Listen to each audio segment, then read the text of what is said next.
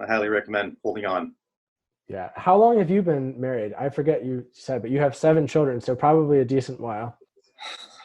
Uh, how do you quantify forever? No, I've been married for 20 years.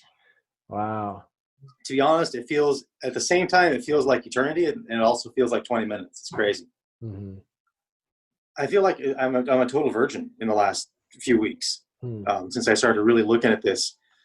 How I approach sex, how it feels, the entire experience. It's like it's completely different from anything I've ever at all. Totally different from what I've had in the past. Why is that? So, well, before it was all about the ejaculation, the orgasm, and looking back on it, every decision, every action was colored by that. And what I found in just rewiring my brain and my approach to it is when we have sex, I am free to explore and see that there's more to it than just ejaculation.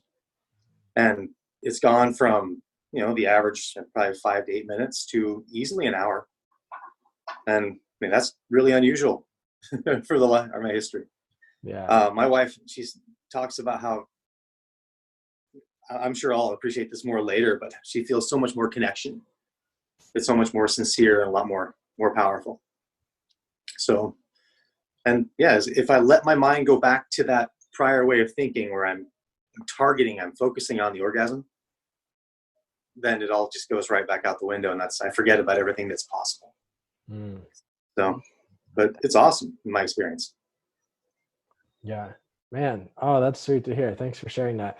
And you were saying that it sounds like it's positively impacting your relationship. Yeah, definitely. It's been kind of unplanned, but it was totally like a how-to on how to have sex effectively in a way that continues building a new relationship. Mm-hmm. We're not repairing a relationship. We've started over from scratch. So this is really appropriate at this time. Try something new. Yeah, that's awesome. Yeah, when you were talking, I'm like, man, that should be public. Yeah. That's awesome. Well, looking back on it, it's not rocket science. I was looking for an orgasm, and that's what I found. Yeah.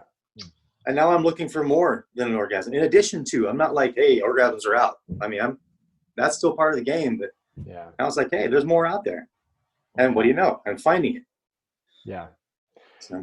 Yeah, for sure. And man, what you're saying right now, it really ties in with the whole, like the topic for today, which is like the two different sexual response systems. It's like there's the pressurized system, which is like ejaculatory orgasmically focused. Then there's the other one, which is more connection and presence focused. And this is the one that can blossom into all of this other stuff that you're talking about. And it's funny, still to this day, there's a lot of guys out there and a lot of people who haven't really read my stuff fully, who think that I'm anti-ejaculation, and I like what you said. It's like, no, you're not anti that. You're just like, you're a yes to so much more than just a focus on that. And that's my sexual preference too. Like, I love having an ejaculatory orgasm. It feels amazing.